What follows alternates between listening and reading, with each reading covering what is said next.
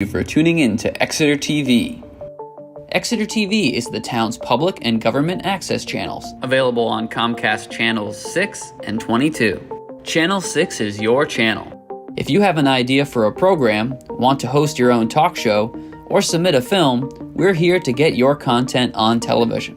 On Channel 22, we bring you live and replay coverage of government meetings and other town updates. A third channel, Blue Hawk Media, is operated by SAU 16 and can be found on Channel 8, with all your school sports, events, and meetings.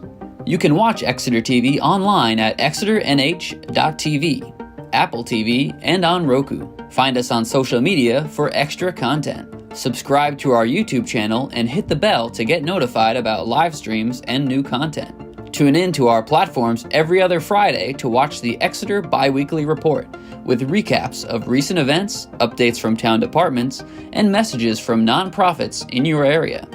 If you head to our website, exeternh.tv, we invite you to sign up to our newsletter to receive monthly updates about new content, upcoming meetings, and more. We'd like to thank you for taking the time to watch Exeter TV and hope that you tune in to our other content as well.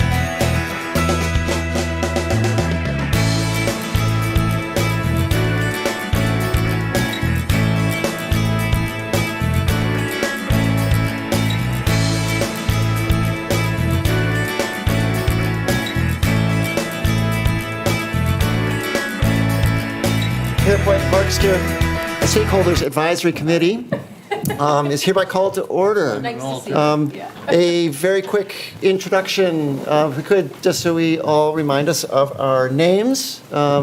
If I could start with Judy over here. Judy Rowan, Prentice Way. Is that microphone on? Can we tell? I think it's hard for us to tell. Hard for us to tell. There's a light on. There's a light on the other one. And that one, too. Yeah. Yeah, there we go. Judy Rowan. Judy Rowan. Yes. Oh, Jennifer Martell. Steve Jones. Ann Hohenberger. Keith Whitehouse.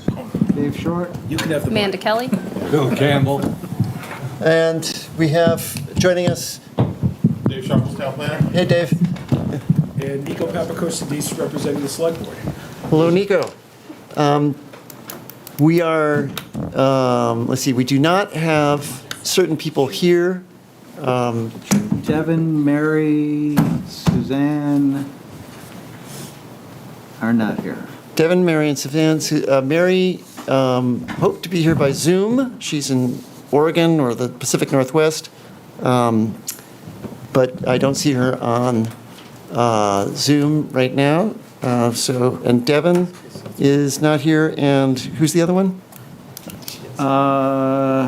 Suzanne. Suzanne is an alternate. Do we have a quorum? That's the first question. I believe we do. So you always ask the question, and even if you know the answer, isn't that right? So we cleared that one out of the way. Is there any public comment? Okay, moving ahead, do we have the draft minutes? Are there any questions about? Oh, Hi, Devin. Dev. Hi. Yeah, come join us. And as I would say humorously, for the record, Dev, state your name. Dennis Garrett. Yeah, that's a joke. Okay. No, sorry. I'm just coming from lots of other things back to back to back to back. Okay, well, welcome here. So, approval of the minutes. Are there any questions about the minutes, comments about the minutes? Hearing none, I'll entertain a motion to approve the minutes. So moved. Judy moves to approve the minutes. Second. So seconded. All in favor? Say Aye. Aye. All opposed? Say nay. So moved. That's the minutes. Feedback on the tracking volunteer hours spreadsheet. I sent around a spreadsheet. It was a very simple spreadsheet. Is there any feedback on that spreadsheet? No. I filled it in. I think it's perfect. Wonderful. Yeah, simple, sweet. Okay. So available for our use, good to capture the number of hours that you spend in meeting and out of meeting. And we can tally that. And if there's ever a grant that requires that information, Dave will have it. But yes, thank you very much for filling it out to all those who have. The project management tool, I sent around that as well. That's just a modified Gantt chart. It's completely for me, just to remember what it is that we're doing, who does what and when. That's the only purpose of that tool. It's completely modifiable. Are there any questions about what I set out? Very good. Oh, Yes. how do you want us to use it? So when Mary requested the tool, and Mary and I envisioned using it just to set agendas and making sure that we had checked everything off the list. This is a large project. It's got a lot of arms and tentacles. If there is something that is not on there that ought to be on there, feel free to email me and tell me, Steve. But otherwise, it's an informal tool. It's not a formal thing, but it is to help me. Budget update. Any other questions about the draft project management tool? No. No, okay. Budget update. I asked Dave, and Dave graciously helped out. If we're going to need some money for a geotech assessment next year, I asked Dave, can we get a small plug number in the budget? And Dave?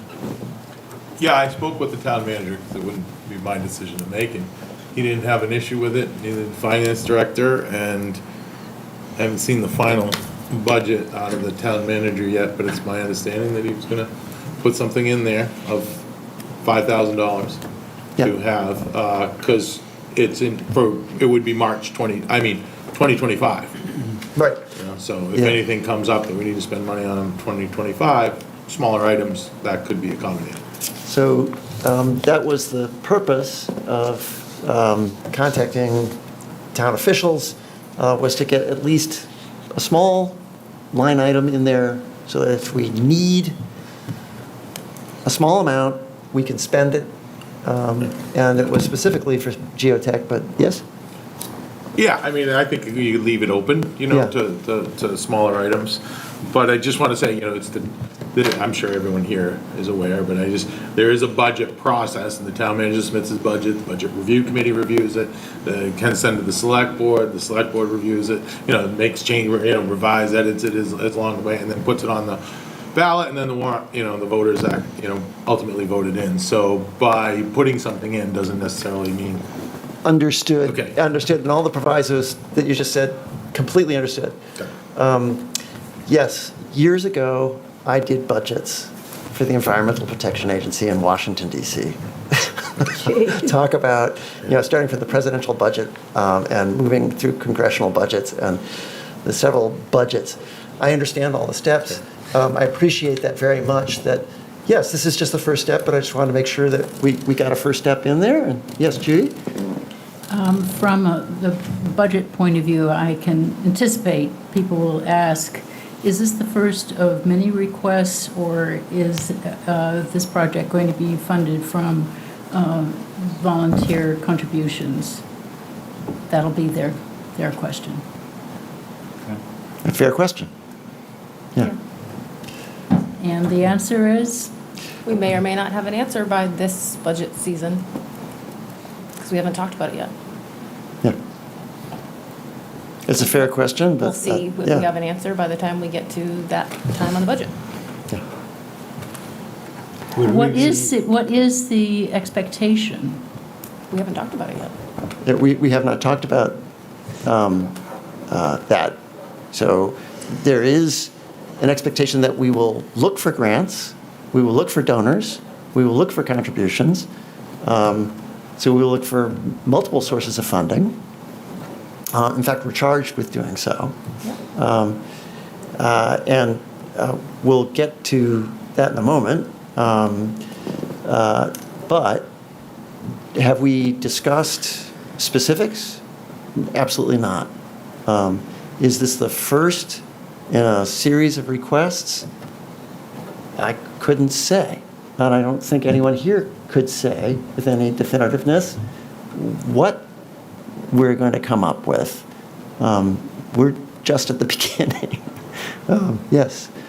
Bill? Have we got any money now, initially? No. And if not, how do we cover, if we decide to do one of these options, where does that money come from? The sky? Dave? Well, For it. I mean, the most expensive option in my memo is $820, so we can find it. And somebody's, you know, like I have a studies line, I mean, we can transfer, the town manager has the ability, I think we can find that kind of money. If you're talking thousands, then, okay, then, but this is, I mean, we got options from $130 to $820, so. Okay, just want to make sure we can pay for it. Yes. Yes. I don't want to go down the street with a little cup. Oh, That was part of the plan. yeah, exactly.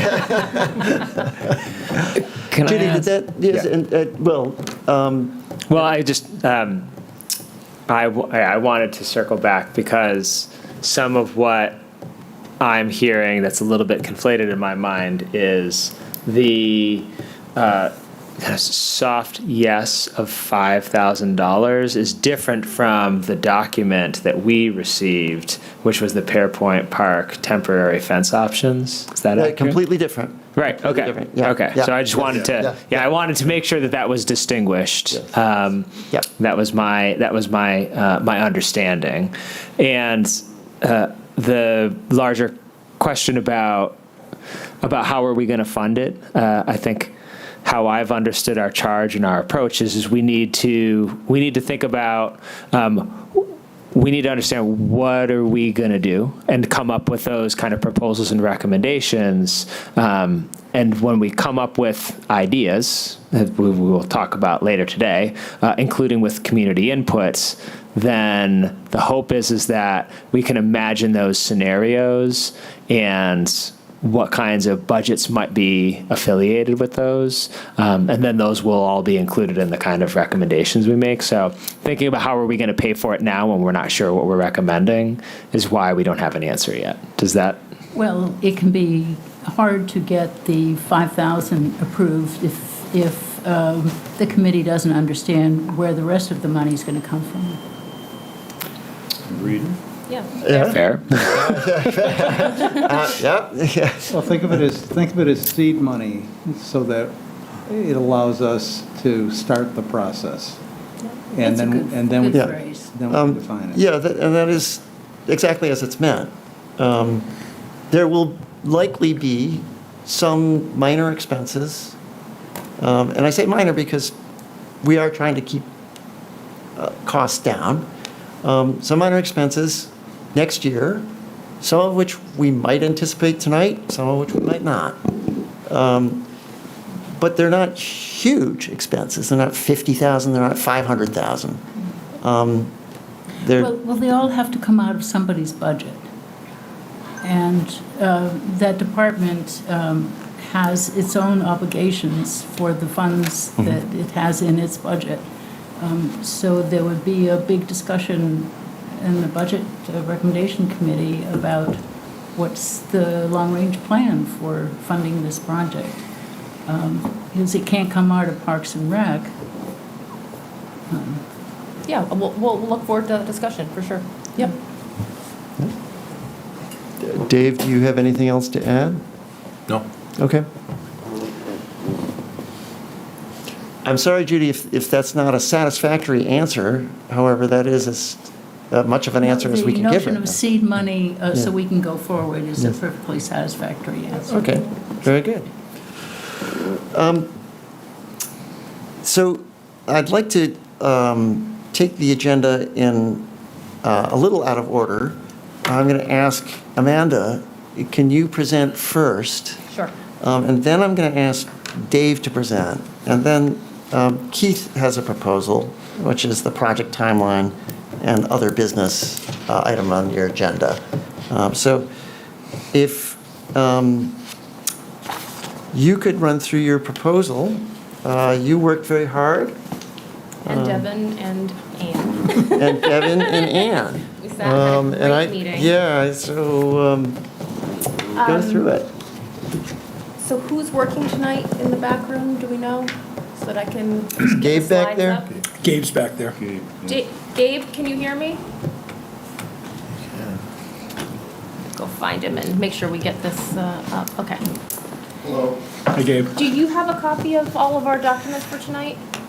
Or do we need to get that to you somehow? I was not given anything. Okay, can I work with you to get that to you? So I sent around the packet, and I sent it to Pam McElroy. But obviously, you have a copy. You sent it to all of us. Yeah. No, I sent to Yeah. all the, everyone Yeah, I in printed the it room, off. save Doug Eastman, who's just a citizen. Yes. So, yeah, I sent around a packet, 48 hours, and sent it to Pam McElroy.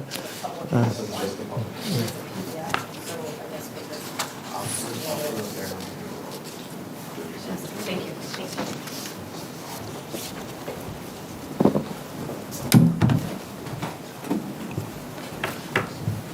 have that email now too, and I can give it to you to add him to the weekly. Oh, yes. Thank you. Let me write that down. Let's see. Email. Gabe's email? Yep, G Perez, Perez, at exeternh.gov.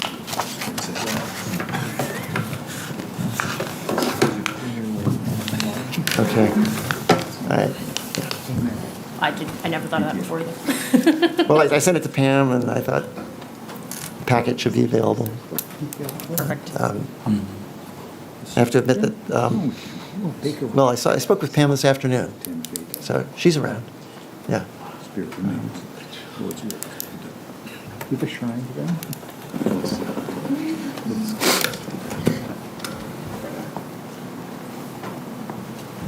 little scared if you did. The G buttons, I like that. Hey, but this is my chance to say thank you to Anne and Dev as well as Amanda. Yeah.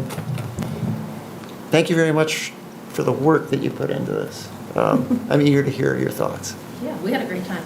Okay. Sat outside and at the library and looked right at the park. With your husband. It was nice. So we thought about ways to gather public input, and what we're going to explain to you is some of the types of public engagement that we could do / should do, some examples of each of those types, and then Dave will like this. I have a budget cycle overview just to make sure we're all on the same page of like how the budget works and when the deadlines for each piece are. We all now have it written down somewhere, which I think will help a lot. And then our sort of proposed timeline within the needs we have for public input and how the budget cycle works, kind of how we've meshed those together to kind of present to you guys and have feedback on. So types of engagement, this really came from Devin and his professional work and some literature that he shared with us. So this is pulled right from that document. I'm not sure who the author was. But one type of engagement is to inform or make people aware, consult, involve, or collaborate. We certainly don't want to collaborate directly with the entire town. So we really honed in on wanting to inform, consult, and involve the town. We anticipated that informative activities would be the really ongoing, kind of passive ones that will happen the whole time, and then we'll do some involvement activities that will really be the bulk of the work and finish out the process by consulting the town a little bit more. So I'm going to show you some examples of those.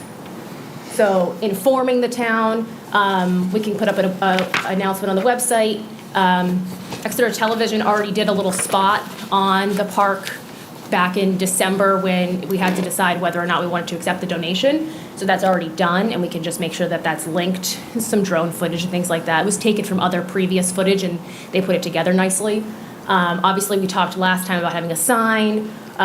We obviously talked last time about that sign having a QR code that would go back to these things. And the town does send out an email newsletter. So these would be town-centric, and then they could get reposted on Facebook, of course, but they would be coming from the town. So that could happen all the time. Simple, easy, informational updates. The big bulk of the work is involving the town. So again, there's some passive asynchronous stuff that could be going on that we've already discussed, like the suggestion box, which could be in multiple locations, and getting those Facebook comments, and somebody can volunteer to read Facebook comments, because that sounds fun.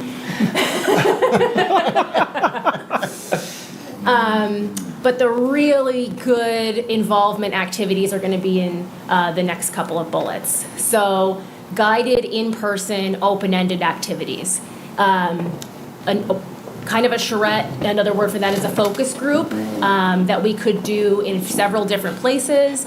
So this could be a table, kind of set up, inviting people over to do an activity. What that activity is, we have not decided for anybody. We're just explaining that having some type of activity in person would be good. So we would work together as a group to say what activities we wanted. We did not pre-decide that. But we thought of different locations that would be good, would be maybe at especially the elementary schools, and CMS and high school could do something, farmer's market. Then we just went and said, okay, what are all the other big activities that happen in town? Yes, I know the UFO festival was like last week, but it's a big activity that happens in town. The Christmas parade is a big thing, the Memorial Parade. Hopefully next year the Exeter Crit will be back, which is the bike race downtown. The Independence Festival, maybe we missed some. And so those would be nice things to hit, and you're going to see those come up again in the timeline. We don't have to necessarily hit all of them, but we were brainstorming what are some of the big things that happen in town where people are already going to be there. We don't have to convince them to come talk to us. Because if we try to just host something at Town Hall, we might get 1 to 10 people. So if 300 or 1,000 people are already out, we thought it would be best to just capitalize on that and just have an activity.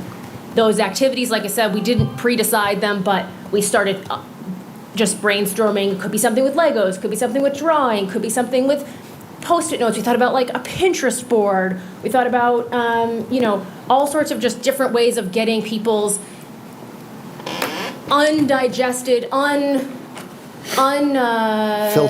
filtered ideas, right? So instead of starting with a survey and saying, here's the 5 things, which one do you want? Get the unfiltered suggestions first. Yeah, it's a little messy, but we can at least say, whoa, we never would have thought of that. Get some of that first in this involvement stage, and then go to that consulting survey stage. Amanda, if I may interrupt, I'm yes. sorry. Go ahead. Could you explain a Pinterest board for those who don't know?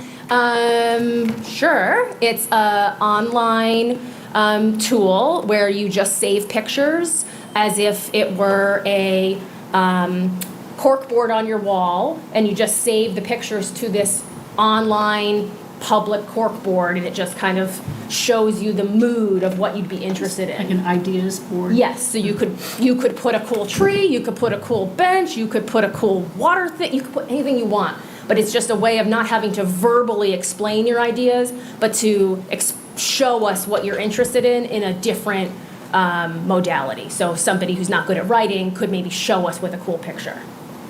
And then we could kind of get a feel for what the vibe of the town is. I'll just finish up by sure. making a comment that I love this sort of thinking of multiple modalities. Not everyone is a great writer or a great talker, but pictures, multiple modalities as we seek comments.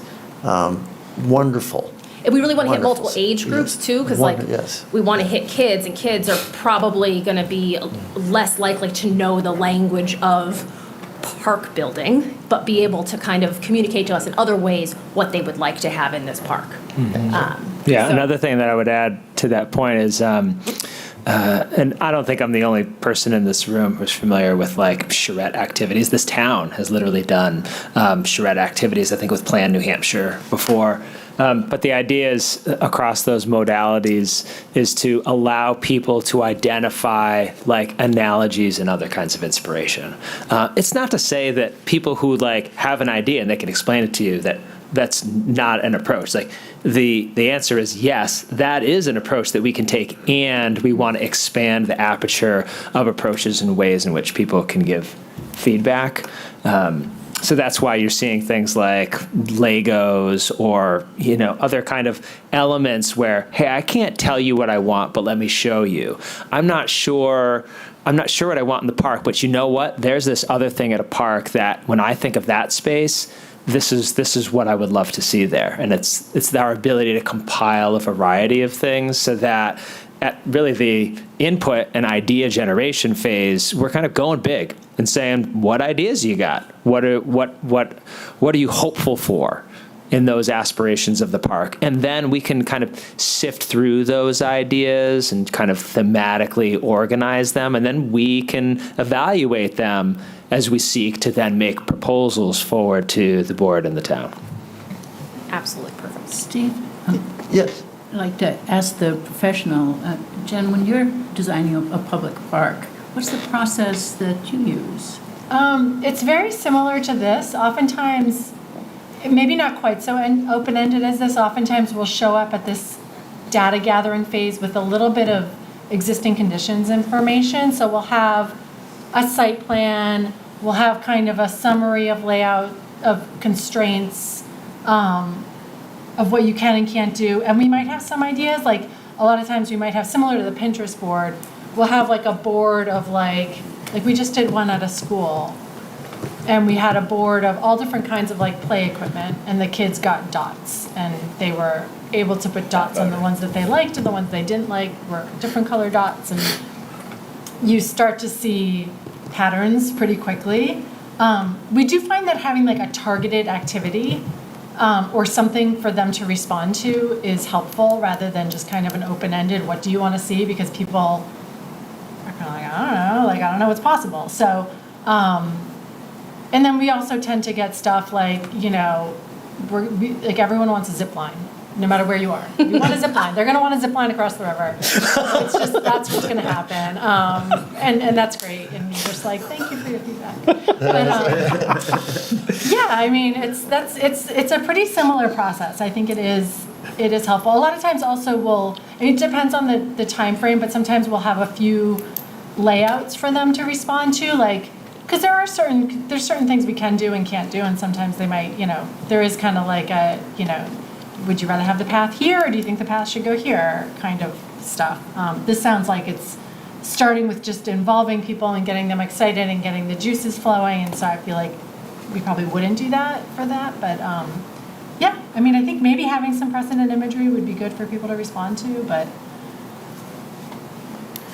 Yeah, and I will say that Devin, does this often for work, and to a limited degree is willing to lead. And once we figure out what kind of activities we want to do, he's excited to lead. Yeah. I will say, I don't do this with developing parks. I do this with developing people and organizations who want to do innovative ideas.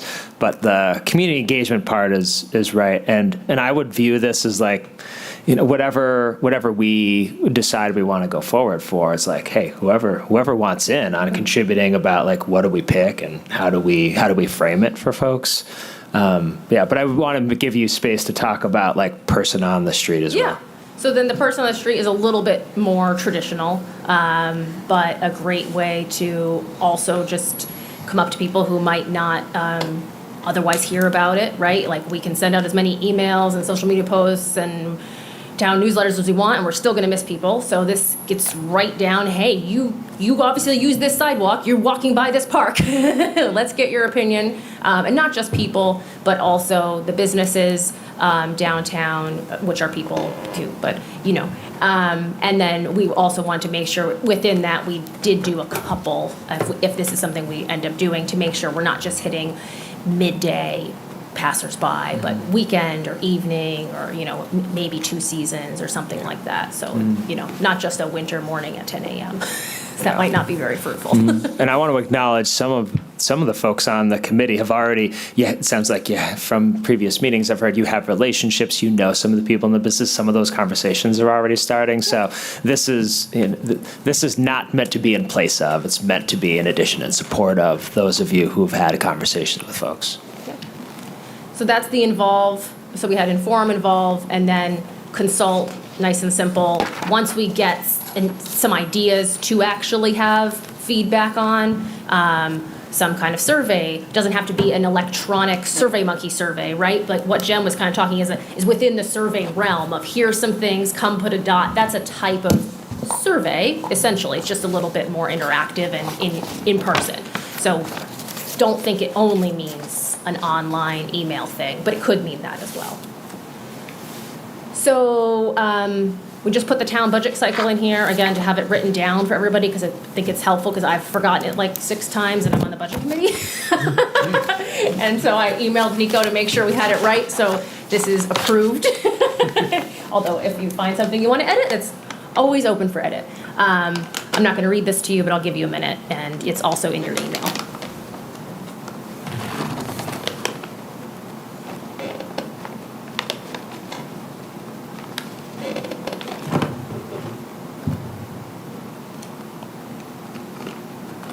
put the 2024 ones that I knew are coming up, but those will obviously be different year to year.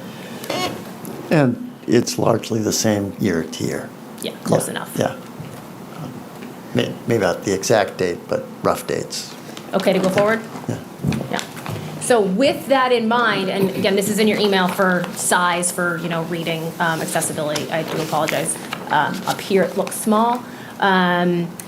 But we just kind of thought about each month what could happen and how long it would take to get from the very beginning of where we're at to a final. And again, we just brainstormed this as a talking point to get everybody started. We are not saying this is the timeline. It's just a good place to get started from. But you can see how long it might take to get to the point where we can actually get a budget voted on by the town. And that usually also, just so everybody knows, even if you get grant funding, you often for those grants have to have it, and these guys could explain it better, have it approved by the town, and then the grant kind of comes in and takes care of that, but it still has to be kind of approved by the town usually. So can't explain that entirely. But even if So it is, if we somehow found funding and it was just a matter of asking the town if we could accept the funding and build this park, it would still go through the warrant article process, is that right? So, in the interim, if staff identifies a grant that fits this, the town can apply for the grant, and if we're awarded the grant, then it merely takes staff coming to the select board to accept the grant.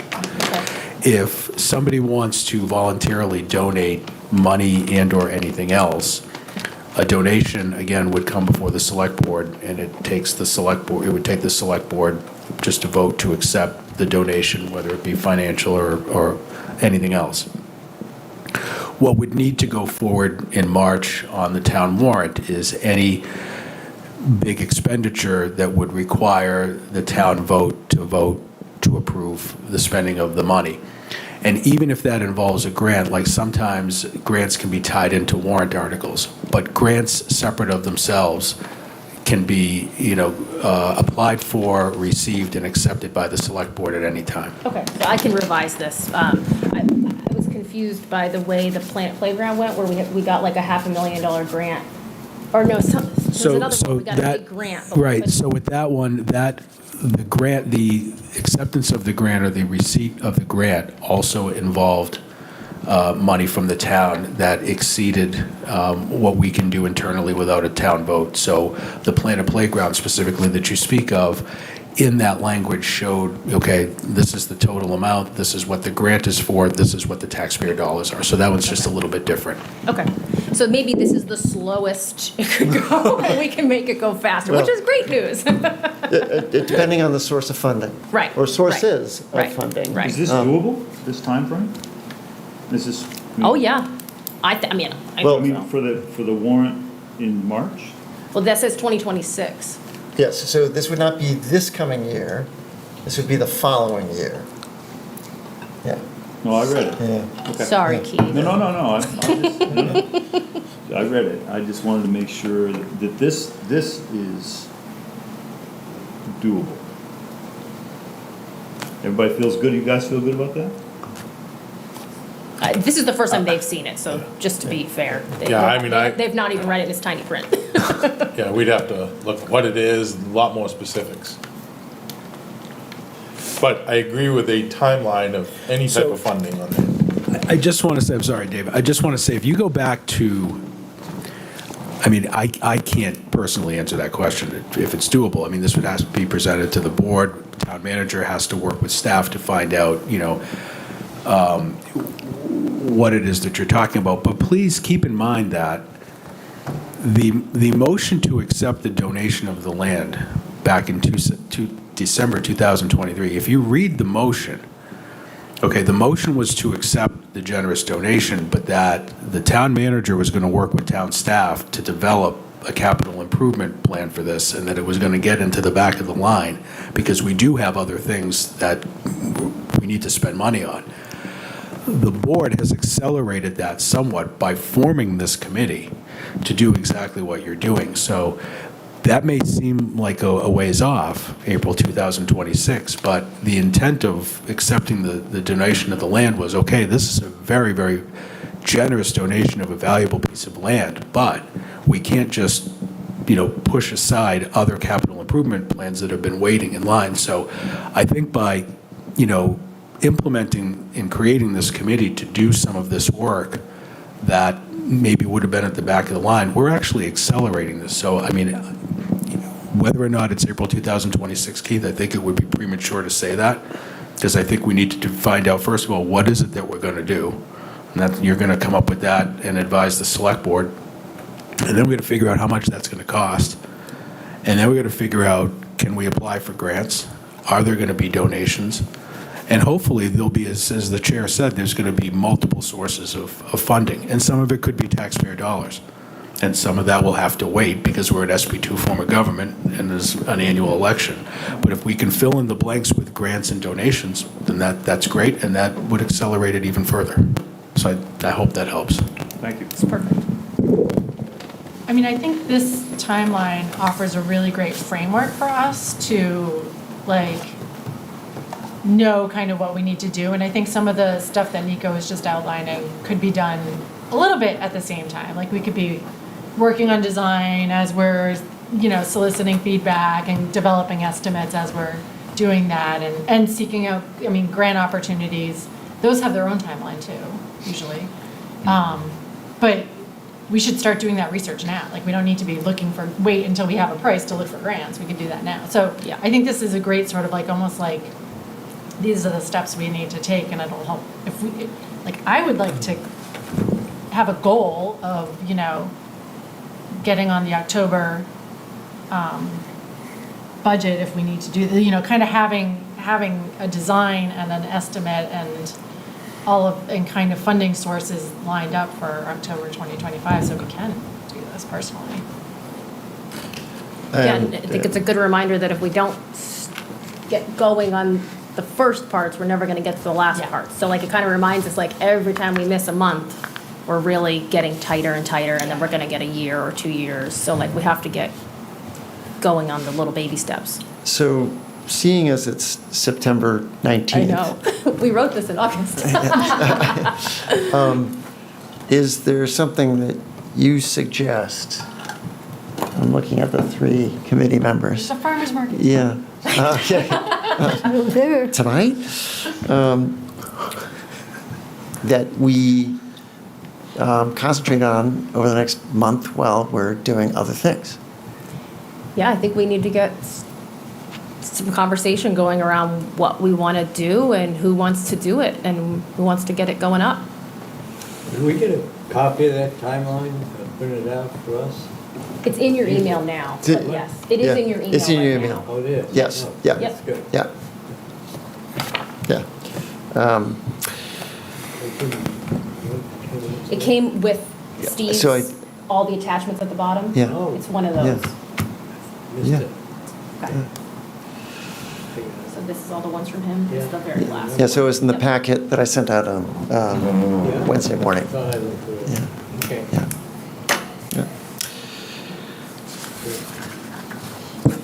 Is there anything that you think is highest priority? I think the passive stuff can happen in a day. Does anybody know if there's a pre-made suggestion box anywhere? Does anyone have one? We could just start asking the library and the town to put them up, or how Can much we approval do we need for different things, that kind of stuff, but. I'm wondering, I love this suggestion box idea. I think having a digital suggestion box Yes. would be Oh, great yes, too. yes. So that it's not just I try not to be on Facebook, but I'd be happy to do a quick Survey Monkey that's just Open-ended. really open-ended. Yeah, I'm gonna start What do you taking want for, notes. yeah. We're doing this, we're just soliciting ideas, and you can write as little or as much as you want, and then we could have a QR code going to that. Yep. And we could put that up at the park, soon. I second. Does anyone have any other questions, Maybe not questions, but just ideas. ideas, thoughts? Right, I guess, yeah, what would be helpful here is feedback on the menu of options that are offered here, and then maybe like some sense of from that feedback, like, is there anything that you're like, no, Devin, we shouldn't do this, or hey, subcommittee, like, we can't do this. Based on that, we can prioritize from people and volunteering. And I definitely agree. Start with the asynchronous activities, the suggestion box, and I think there should be a physical and an in-person one. What are the steps do we need to, is that something we need to vote on, so on and so forth. But I think going down the list from the suggestion box, that is the lowest hanging fruit.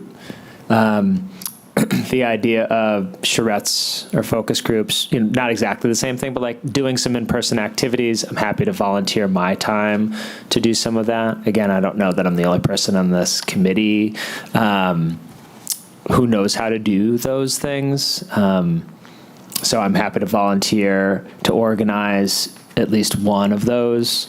And that can happen, alongside the next month.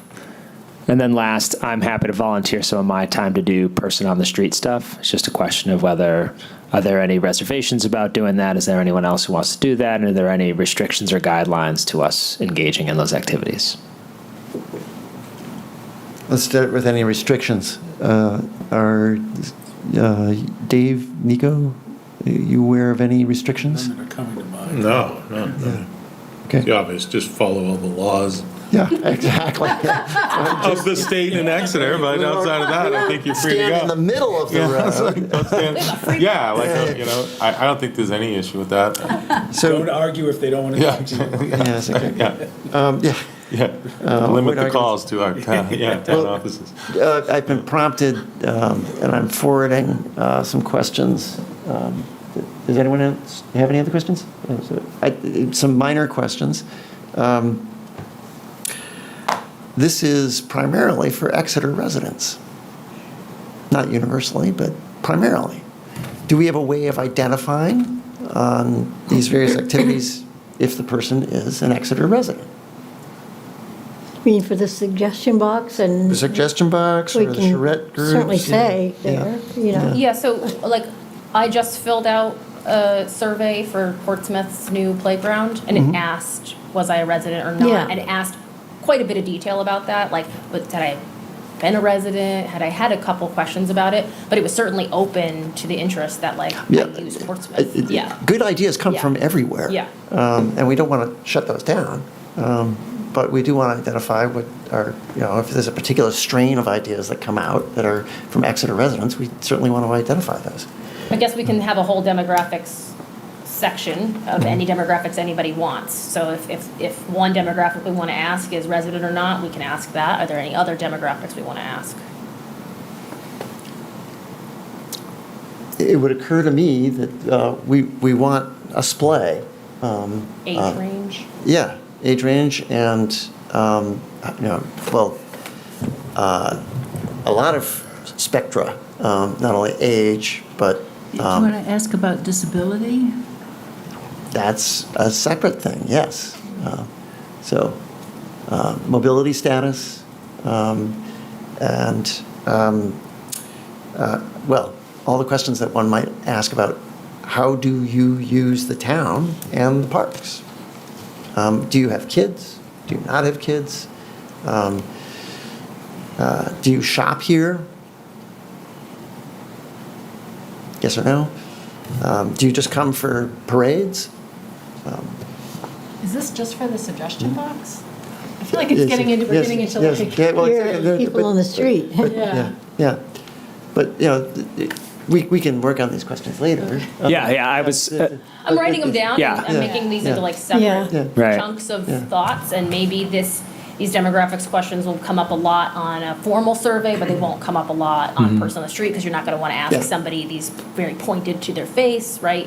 Maybe the involved ones don't have so many demographics, and then the consulting ones have more demographics, so we make sure at that point that we've hit enough people and different types of people, but in the beginning, we're just filtering. So Jen, I was hoping, Deb asked for feedback, and so I was hoping just to give him some slight feedback. Yeah. I wasn't Writing it all meaning to Shanghai the meeting.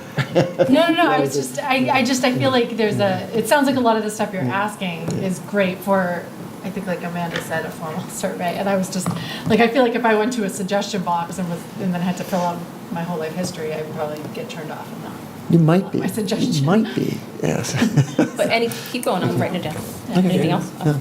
Jan, if you did a monkey survey, do we have a database that we could use? A database? Oh, you mean like email to ask people, to email people to fill out a survey? Dave has sent out surveys from the town before, so, Yep. Yeah, we could put them on the town newsletter. yeah, he does email. But I think. Yeah, having and it, RPC, yeah. You know, in any public forum. Yeah. RPC has some software public input software, publicinput.com. Okay. It really generates a lot of responses. We've done a couple and we get like 800 to upward 900 responses.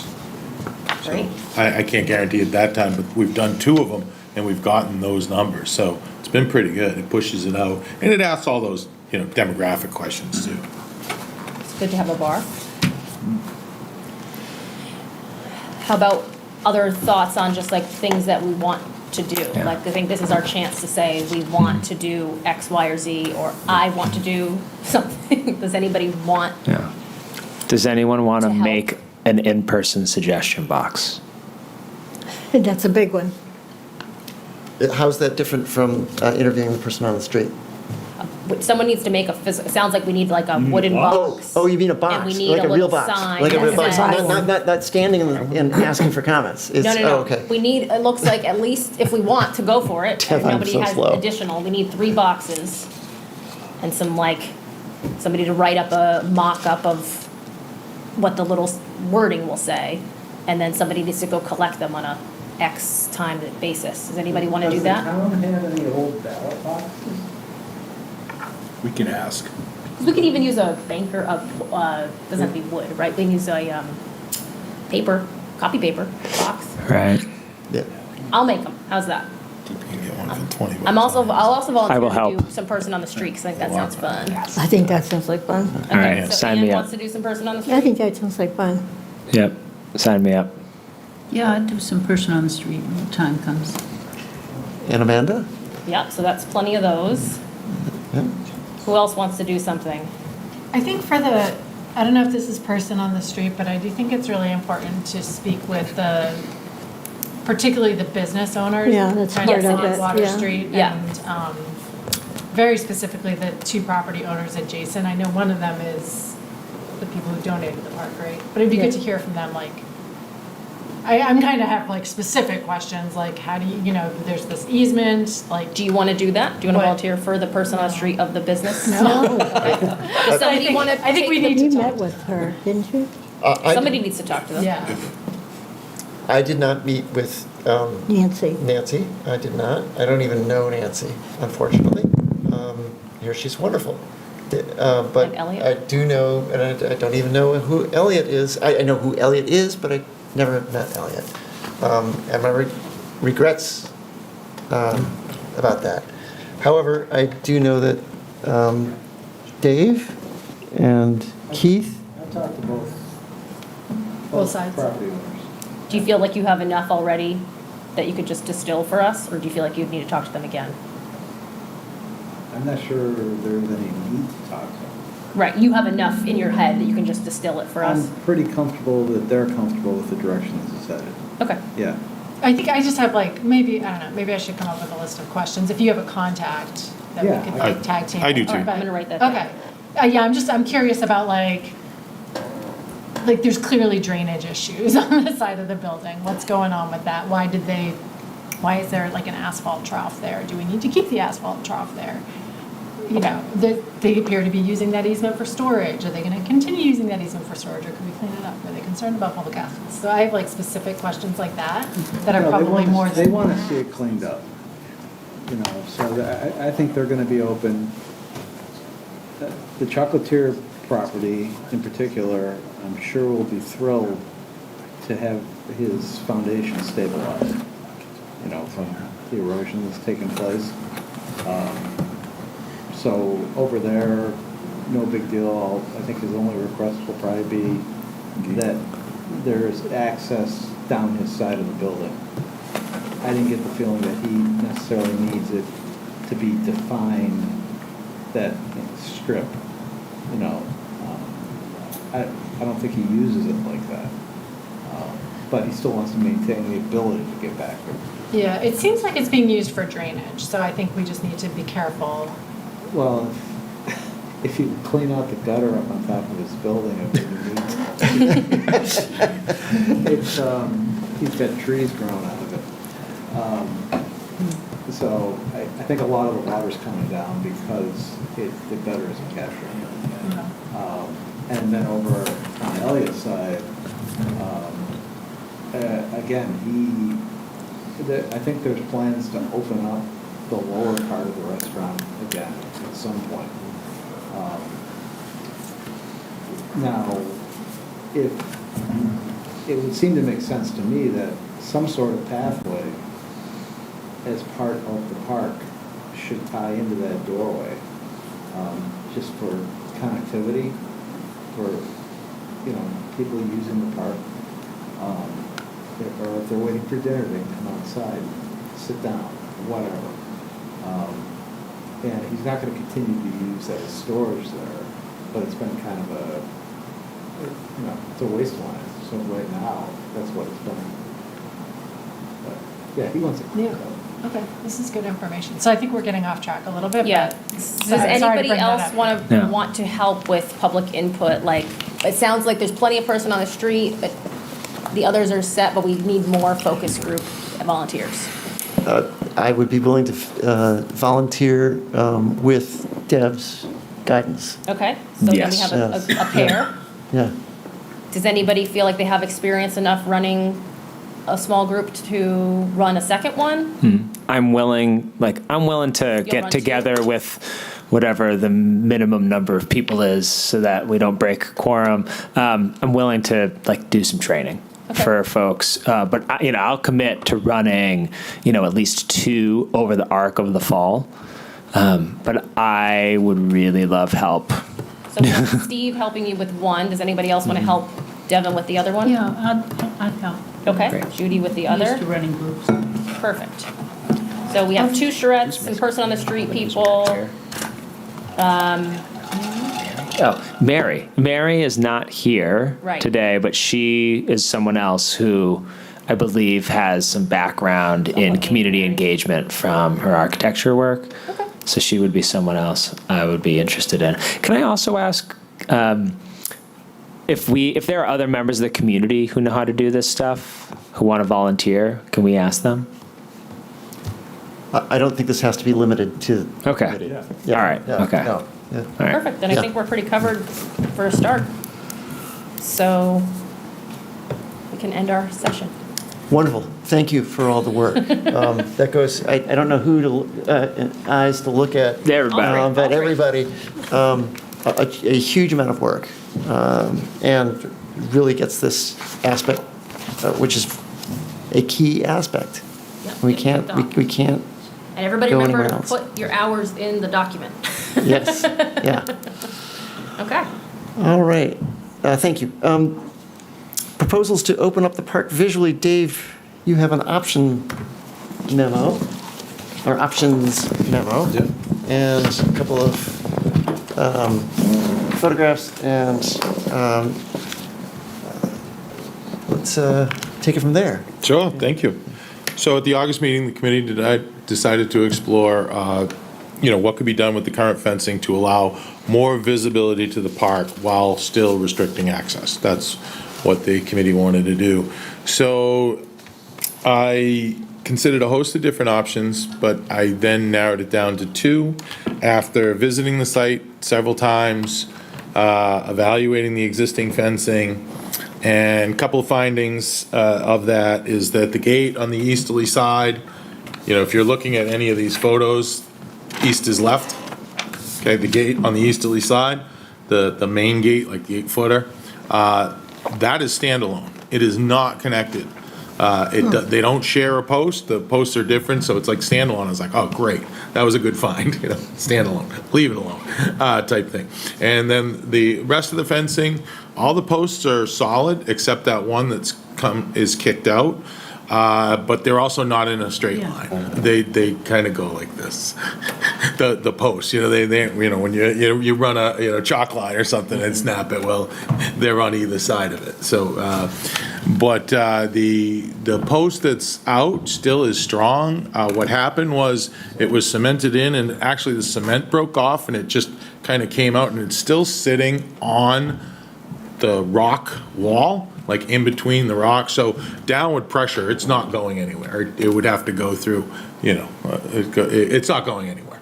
Downward pressure. I don't know if you could kick it out, because where you are up top on the sidewalk, like you had said, Keith, remember you said like pushing on it? Well, you're pushing on it. You're not pushing this bottom out. This bottom is staying on top. So it's pretty secure as it is, but thankfully Doug came down and looked at it with me, and we can shore it up if the committee wanted to. It cost about $100, and some a concrete form, some plywood, and some bracing, and about 5 or 6 bags of concrete, and we can shore it up for you. So that's what exists. So option one, and I wanted to think. Well, I came up with a couple options that were very inexpensive.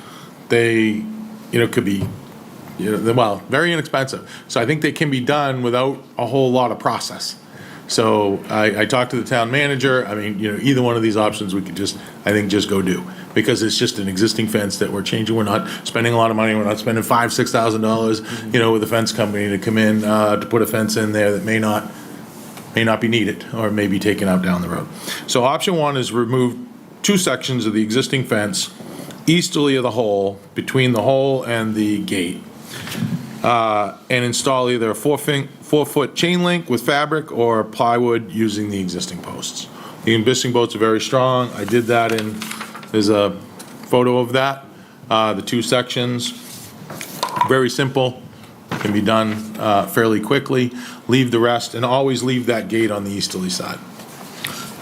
Chain link would cost, I priced it out, $180, and that's conservative. I mean, we're not going to spend more than $180, so I kind of, added a couple, $10-20, so to cover any miscellaneous hardware and so forth. But I covered fasteners and everything that's needed.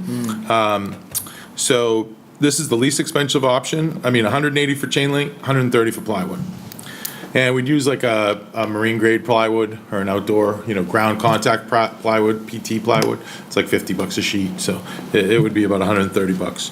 So this is the least expensive option. The work is anticipated to be done in-house. We talked about it. We talked about Doug and I talked about we could bang it out if we had to in a day. I mean, it's not a big deal. It's just, I mean, the brackets, the fasteners, the brackets are already there. I mean, it's very, very simple, straightforward. With the plywood, it could be painted. I was talking to Dave Short, and he mentioned that he'd be, I don't know where it's at, but he might, he was reaching out to a team or so forth to see, if they wanted to put a mural on or something. The chain link, you couldn't do that. So we could do that for $130 to $180, depending on the materials, and we could do it, whenever the committee wanted to do it. Option 2, remove the existing fence between the gate and the chocolatier building. So that's about, 40 foot of fencing, and do the same thing, either put 4-foot chain link fence or 4-foot plywood. The difference is it's maybe more visibility. We would have to shore up that post, because not because that post is going to go anywhere, but it's kicked out. So we really, the plywood would look funny. It would look like this. So we'd have to get that post back so it's somewhat in a line to run that. I did talk to Jason, the owner of the Chocolatier building, and he's fine with that because there's an existing gate there, and he doesn't use it. He has no issue with temporarily putting up a gate, fence that would no longer have a gate on that side of his building. Oh, an estimated cost. Chain link would be $820, plywood would be $620. And an extra 100 for shoring up? Correct. Yeah, okay. Oh, wait a minute. No, that included the shoring up because you have to shore it up. Okay. Right, I added the shore up the post in option one is $100, but that $100 is included in the 820 and the 620. Thank you, Dave. This is really great. Yeah, this is terrific. Thank you very much. So do we Good work. understand the chain link would provide just a little bit more visibility than the plywood would? Yeah, 4 feet. but there was talk about painting something in a mural, so maybe it would be an attractant, like people would come over to look at it and then be there, and maybe you could put a sign or, the QR code and so forth. It's more, the mural would be more of to attract people to the spot. This might be an opportunity to forward a comment I got from Suzanne. So I'm saying this on behalf of Suzanne. Suzanne prefers not chain link. That's her opinion. She doesn't find it attractive. I think she meant down below. Down below. Yeah, down below. Oh, okay. Thank you for clarifying that. Yeah, Suzanne, but but I I, believe that's what she meant. yeah, she was in a rush. What is that for? Yes. Yeah. So, That being said, I strongly prefer the ability to put signage and interest and spark the conversation we're looking so hard to spark. I think it costs less and we get more conversation out of the plywood. And, Well, it would be, it would basically be street art, yeah, and. Yeah. it'd be exciting. Add a little pizzazz. People would notice and say, Yeah. oh, okay, it's time. Let's get our comments out there. Yeah. So I have some questions before kind of forming an opinion, a couple questions. The chain link that you priced out, is that the black vinyl coated or is that straight Galvanized. galvanized? Okay. Yeah, So- you could up it's not, I looked at both, they're not very, the difference is not very much. When you're Okay. talking a 16-foot, you need 16 feet of it. Yeah. So, I mean, I think people see chain link and they think it looks institutional, but I feel like the black chain link tends to recede, especially if we could paint the post black and everything becomes black and it really does almost disappear. And then is your pricing, is your proposal including, because the existing posts that are out there, I think are 6 feet. So would that include cutting them down to 4 feet or are we going to have 6 Well, posts on a 4 foot? We were I envision leaving them, because you're only leaving one. Because if you remove 2, you're only gonna have 1 exposed, because the other 2 have 6-foot fences coming to it. So you'll only have 1 actually post in the middle. If you wanna sawzall that down and to 4 feet, then I would, There's we like could 8 do. posts out there. No, there's 2. No, there's more posts. There's than 3. No, if you do. 3 if you remove 2 sections. So the 16. Can we If bring you the remove visual 2 up? sections. Is that, Yeah, if you remove 2 sections, you'll have only 1 post above the 4-foot It's fence. only 1 post. Yeah. There were way more posts. Jen, it's for just the two sections. Oh, I'm talking about the entire. Oh, okay. I'm sorry, I'm looking at the entire length. I like Yeah, the I mean, entire we length. could sawzall them and cap them if that's what it is. I mean, You could just reuse the existing caps. exactly. Yeah. Yeah, I mean, sawzalling them I would would prefer be that minutes. rather than having it look like, We're gonna take out the bar that's at eye level, right? Yes. That was gonna be Oh, my I mean, next well, question. if you did with chain link, you'd take out you'd take out the bar either way, but if you were using chain link, you'd just reuse the bar lower. But if we were using black chain link, we wouldn't reuse those. I like the bar. I think it helps, especially like people are gonna like, No, you have to have the bar. Yeah. I'm not saying Okay. remove the bar. I'm saying if you went to black chain link, we You'd have to couldn't get a black reuse bar. the existing bar, Bar. bars. like rail. Yeah, because the existing rails, I believe, are galvanized. Still. You could paint them though. I guess so. would Yeah, paint them. okay. Yeah, I mean, it doesn't need to last forever. Yeah. It's temporary. So I think all that said, my preference would be chain link, and the reason is plywood does not hold up well to weather, even if it's painted, which that's gonna be a lot of paint to cover that amount of plywood, and we're gonna need somebody who's very crafty and artistic to make it look nice and not like, I think that it's gonna show its wear very quickly. I think that the chain link provides opportunities for us to get like vinyl printed signage with different things on it. We could update them and then we could just, zip tie them on. I'm also concerned about wind loads on plywood, if wind whips up through here. I don't know if you guys considered that, but just, it could be it could be, or I don't know, I'm not an engineer, but like, I feel like when loads and plywood don't work well together. So for those reasons, I prefer the chain link, if we can go with black vinyl coated and cut the post down and do the whole length. If you got to play with plywood, would it be, could it be perhaps a school project, or the elementary school, or? Well, no, I had talked to team, and Yeah. I believe there would be some artists willing to do some street murals. Yeah. I think we need a specific message. What's more so- that? I think we need kind of a specific Oh, yeah, I message, mean- not just a, I don't think we'd want to give the kids the choice of what No. message to put. So I think we need an art, like I someone, want- an adult to do I want it. something where it's Yeah. I'm it's just thinking truly. get involved. Okay, Mr. Chair, if I may, before we get into too much of the signage, I'd like the opportunity to review because we do have town ordinances, and I want to check with the town manager what we may or may not be able to do for signage. Please do. Okay, thank you. That was a tap on the shoulder. 50 square feet. Yeah, it depends on which option you're talking about, if it's like a lot or a little. Because if you're talking, there's like the two-section option, it's 64 square feet of exposed fencing. If you go with the other option, it's probably 180 square feet. So it's quite a difference, about 3 times in Jen? size. Can I ask, you said that you'd prefer to do the whole fence. Can you say more about what's contributing to that thinking in your head about wanting to do the whole fence? Not just, I mean, my preference would be to do the entire thing, including the gate. And I think the reason is just that, like, people are so sick of that. That fence is so ugly. It's falling apart. Like, I would love to just see the whole thing come down. And it just really gives you, like, if you can, like, look over the entire thing and, like, see the foundation footing and not have to, like, peek around the corner and, like, I don't know. I just really like the idea of really, let's, like, open this thing up. Do you have? Yeah, I an was idea thinking how of to- pricing and ability to do it. So you get into a gate and you're adding quite a bit of money, and then we're going for a different process and approvals, and I just try to Yeah. keep it simple.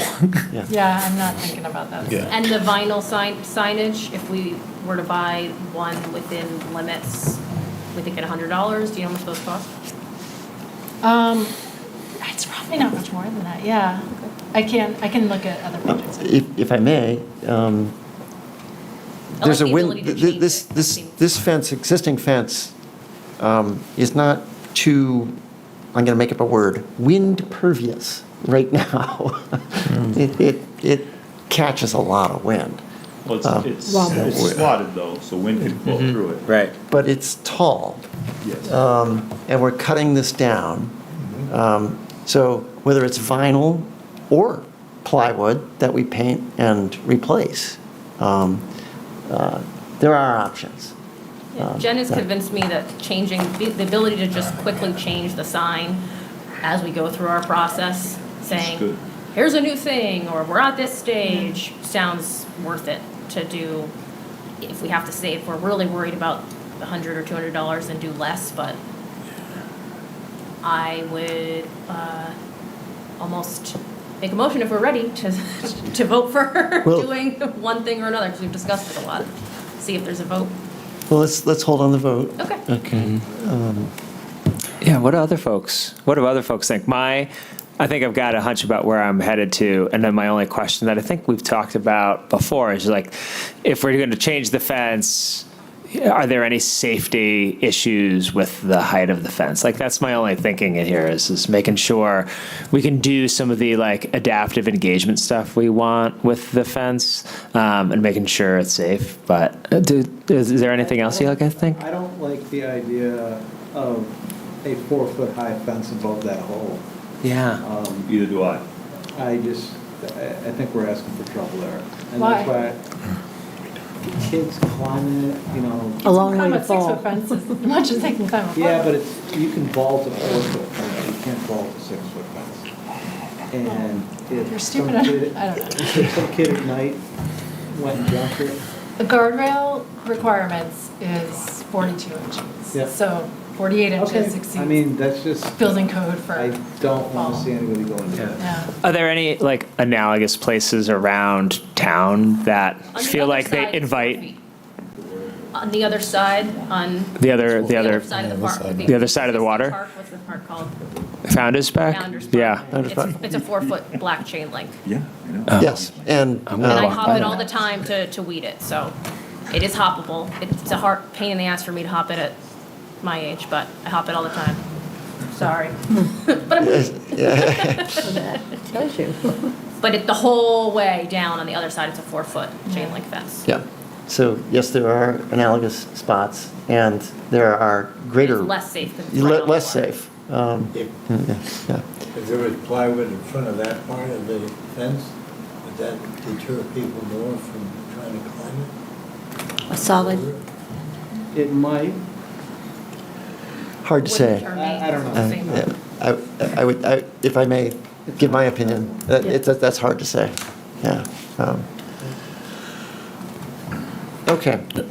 May I just answer, I think Devin had said about is it safe? I think, I took the building inspector, I think either option is fine. Commercial code is 42-inch railings. The posts are very adequate. I mean, I was, look at me, I couldn't budge any of those posts. They were solid. So, and they hold 6-foot solid panel vinyl fences. I mean, there's solid vinyl fences everywhere that's 6 feet. So we didn't have any issue with 4-foot plywood if that's, where the direction goes, or chain link. We felt that they were safe options. That's great. Thanks so much.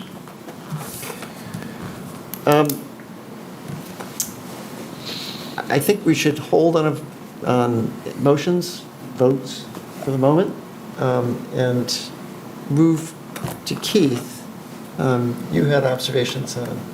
Yeah, so first of all, I want to say I liked all the work that was done here. I think the input proposals are good. I think we, should do all of that. I think that's good. Thank you for doing that. That's cool.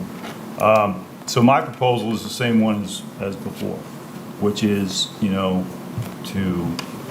tear it all down, fill in the hole, and put up a fence up front, and I'll do it all and pay for it. And the reason is because I think that public lands should be open to the public, and we can still proceed with what we're doing on a park design. But we need to get that open so people can actually go down there and say, hey, here's what I want, because I'm walking on the ground. I can see the river. This is cool. What a beautiful spot. And I'm fully insured. I'm still a contractor. Can do it under my insurance.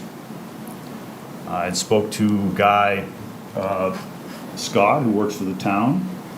He said he would help me as needed if he was allowed to do so. Spoke briefly with Greg, and Greg said he would free him up if that was agreed to by everybody. I don't know, we got these insurance concerns, we got all these concerns saying, well, we can't get it opened up, we have to take our time, and those just, I think that's saying to the people who, generously donated it to us, it's gonna sit here for a few years, not being open. I'm very much against that. I want it to be open, and I want people to walk it and say, hey, this is awesome, which it is. It really is. And here's what we should do. Maybe we should put some trees here, we should put some benches. I just want to get it to be an open space that's safe, and, like David said, we'll shore up the side of the chocolatier, get the tar out of there, and make it nice and safe in a very short time. And I'm proposing to do that with volunteers and no taxpayer money. So, I realize there's, well, that's, it's too simple, blah, blah, blah. That's where I'm at. Keith, that would involve taking down the fence and then filling in the hole and shoring up the First taking out the foundation. granite, yep. Get the granite pieces out of there, yeah. Okay. and adding a fence at the base. And adding the fence at the bottom, which we have an estimate for of $5,000. And that's a picket fence, a nice one, as Suzanne suggested. It's a picket fence? Yeah, At the riverside. it's not quite as strong as Jen had mentioned before as a chain link. But is That's a is little it cheaper. like the black galvanized? Yes, yes. Like the church? Yeah, has? exactly. And you'd also do that at the street? Or No. No. would No, the everybody street be able to be just walk right entirely off that open? sidewalk and right down. Okay. So then we can continue the design to make it more ADA compliant, to make it more, okay, what's the landscaping gonna look like? Are we gonna have any trees? Is there gonna be a pavilion? Is there gonna be flower beds? Are there gonna be walkways? All that is still up for grabs, right? And that can all be funded. But I'm just not understanding why we're not going to try to get this public space open to the public as quickly as we possibly can. And maybe I'm just thick, I don't know. It's a very generous A offer. very generous offer. Would it be okay if I, yes, Dave? I think that's a great, generous offer. Just to give some history, when it first got donated, I went to the select board because there was people were talking about, get it open to the public, give it visibility. So we went and I proposed some options, and one was the exact option that you're proposing. They were not in favor of opening it up to the public at this point. They created the committee to get a final, get a park design, because depending on what you do, you might open it and then you might close it for 6 months while you construct the whatever you come up with. Well, So it's not, it's gonna, No. it's just how long are you opening it for, and you're filling in a hole that you have a situation with a 10% grade. You have a 10% average grade from the sidewalk to the top of that. Anybody will tell you, if you want ADA accessibility, you got to be under 2%. So maybe you don't deal with those grades. Maybe you have a final plan that has an average 10% grade, with terracing or whatever. I don't know. But then, you're going to get into altering the grade. So just by filling in the hole and keeping a 10% grade, I'm not sure it's just going to get reworked. It very likely could get reworked. Yeah, and I anticipate that. What I'm saying is, in the interim, which looks like a couple of years according to what I was seeing up there, and then once we get, that's going to be at the whim of the voters, which we may just get input saying, hey, we just want an open space, right? And so we may wind up in the same spot. And so in the interim, we're not letting this place sit for 3 years, before we finally get a finished product. That's all I'm saying, is that, we need to not let it sit for 3 years while we hash out what we're gonna do, but that's just my opinion. And I'm willing to actually put my money where my mouth is and work Yes, it. you Let's go around the room and get comments from everyone, because I think everyone's going to have questions. So, let's start with Judy, and then I'll move this way and make sure I get everyone. That's an interesting proposal. Would you, after you fill in the hole and so forth, would you seed it with grass? Of course, And yes. and then who would, sorry, who would maintain it? Who would mow the So grass? it's Parks and Rec, right? Parks and Rec, So, okay. if I could have him help me, that would be great. But if he can't, if he could help me, I could even help him get caught up on his other things that he's doing. I'm a landscaper, right? So, yeah, that needs to be mowed. It's gonna need to be mowed. Somebody's gonna need to pick up the trash. It needs to be mowed, yeah. I mean, it is being mowed. Yeah, who's Yeah, Someone's- it hasn't been mowed in a while. Oh.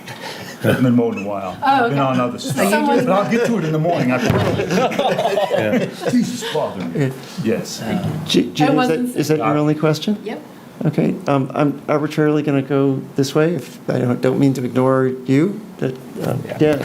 Do you have any thoughts? Question? One thought is like a humble gratitude. Like the generosity of that offer is kind of sweeping over me, and I don't want to discount that. So I just want to appreciate you for being willing to even offer that. Yeah, absolutely. Like that. That's what these towns run on, is generosity of people to come forward like that. I'm kind of still mulling what I think about it, because on one hand, I find compelling what I'm hearing from you as a motivating force, which is like, we can spend all of this time in designing a space that people don't have access to. Can we, in a different scenario, create the conditions to open the space while we design? There is something compelling to me in that. I feel like I need to go back to like the notes of what we had talked about before. And so if this maybe is a nice segue to you, Jen, when you talk, is what are some of the conditions that we were considering before? Like what would be challenging and get in our way about opening up the space? So in my mind, if we could open up the space in ways that were that were both safe and tried to solve for the most obvious things that might come up when we clean it up. Like, I'm thinking about your example, Dave. Like, okay, so you go in and you try to clean up the space and then you find something. Now, I haven't been in that space and you have, so maybe like that part is solved for. But in my mind, I'm like thinking about the scenario where we try to open the space and then it's closed anyway. So I don't actually have, I'm still mulling. So I'm going to wait till everyone else goes around. But those are the things I'm considering. Jen? Yeah, I'll say, so for last month's meeting, I kind of explored that option, and I think I presented it, and I had a couple concerns. We didn't really get into the details of them, but, I mean, I like the idea. I think my concerns are just what's going in the hole.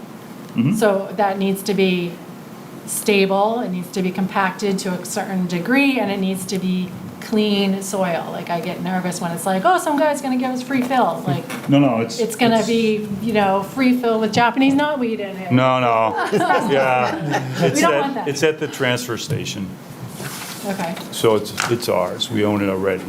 So, again, I talked to Johnny Bell about it. He said it's the perfect thing to put there.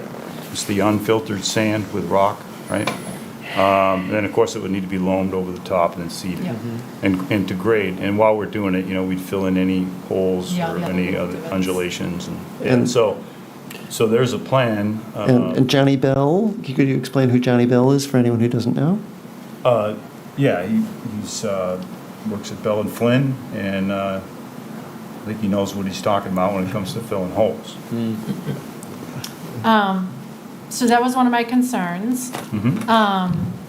I think that the fence at the bottom, in my opinion, we don't really need a fence, we need a guardrail. So a guardrail can be a fence, but it's essentially to prevent falls over the wall, because the wall itself is greater than 30 inches. Okay? So as long as it meets the requirements for a guardrail, Yeah. I think it should also be attractive. So I do think like the aluminum picket one, yeah, it's attractive, but like if we get a flood and a log comes down the river, that thing's gonna get wiped out and we're gonna have a broken fence. So Good point, yeah. I mean, I still think like the chain link for a temporary thing, it would be fine with me as long as it's the black. And then we say, thing, we're taking it out and we're gonna put something different there. And then my last thing would just be, and I think this has already been addressed, but just making sure the abutters are okay with opening it. I think, One of them is, okay, we need to make sure both of them are. yes, absolutely. Because obviously now people have access to their HVAC equipment and all the stuff that's back Right. there. So, and then I think the last thing, just to touch on Dave's ADA point, or accessibility point, grass isn't accessible, this thing would not be accessible. So it was just too bad. I think the goal is in the future, the park will be accessible. Absolutely.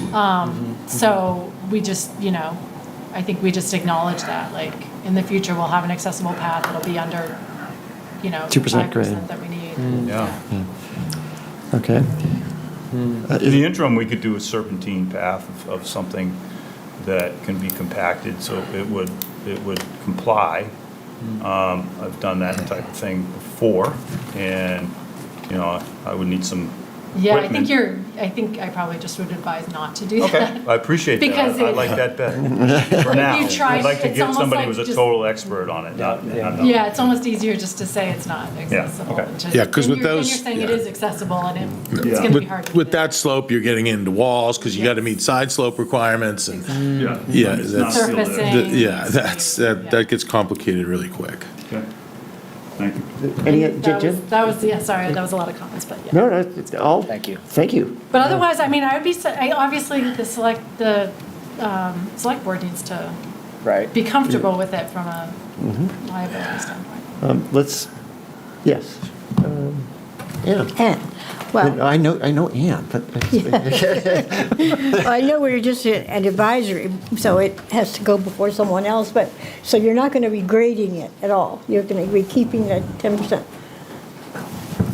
There'll be some grading to fill in the divots and holes and to bring it up to the, you know, so it's level all the way across and that there's not a big drop off the sidewalk. Or, Yeah. you know, all of that, so it would just be like a transition down. But yeah, it's a hill. It And goes when you down. bring out the granite, where will that go? Probably make a few benches with it to start with. Okay. And just have something somebody could sit on. And Yeah. maybe put some of it in a, you know, an attractive way, sort of as to keep people off of the jagged rocks that are on the lower left side, looking towards the library. And the drainage from the building? The drainage from the building, I guess we just get a guy I know who's not afraid of heights and go up and clean the gutter. Clean the And then gutter. get that going down the right That's pipe part like of it's this. supposed to, yeah. Well, I'm looking at it more favorably than before. And insurance, is there any insurance I have concerns? insurance. I mean, your workers would be insured, My but, worker would be me. oh, and how about visitors? That's something that was a concern at the select board, so that's why they weren't really in favor of going down the path of opening it. They were more in favor of, you know, getting a plan together that will, you know, be a permanent, be something permanent for the park. Because I think I'm in favor of that too, of course. yeah, I mean, I as a planner, I kind of look at it like, I kind of look longer term, because I've been down there many times, as you all have, and that is a wonderful spot, and you could, no pun intended, literally hit this out of the park. You could have an amazing space there. So that I see that's going to be here 300 years from now. Like, so when you go down to the North End in Boston and, you know, you get these little Yeah. pocket parks. Yeah. I mean, they've been there since, you know, New York whatever his name, Paul Revere, you know, ran through there with a horse. So, I mean, so this is something that's going to last a very long time. So to me, I don't know, opening it up, you know, not opening it up is like, let's I focus on getting the design done, like spend the time, and I get it, Yeah, but I just I wanna think be- we're spending a lot of time, like, you know, going back to the select board after we already presented it, you know, like where we at with kind of meeting that timeline of next October, That if timeline that's something you want to. doesn't change at all. The only thing Okay. that changes is nothing's changed there. Nothing's changed with any design. Nothing has changed. The only thing is when we do a survey, somebody's going to have been able to walk there and say, oh, yeah, look at this view. Wow. Wow. I mean, that's when it's a little dry right now, but when it gets flowing, that's an impressive spot. So you're saying that this does not preclude any options? No, I Yeah. like everything that was It's- said here yeah. today. No, We're it not definitely taking doesn't. Anything over. Yeah. Yeah, it definitely doesn't preclude. I mean, you might have to take stuff out and, Yeah, I'm you know, and I'm sure redo you're gonna have to things, take like, stuff out. you know, but. Anything we do can be undone. I would just rather see the space used rather than not. That's my point. I have a tough time with the 10% slope and grass and not accessible, and, you know, so it'll be used by a few. How long do you think it will take for you to do what you want to do? Less than a month. And we would have to Yeah, check Mark. on Primex, you know, about allowing public on it and what would need to be done to do that, to, you know, to be covered on that and not have any liability. Okay. Ann, are you all? I'm done. You're done, thank you. Dave?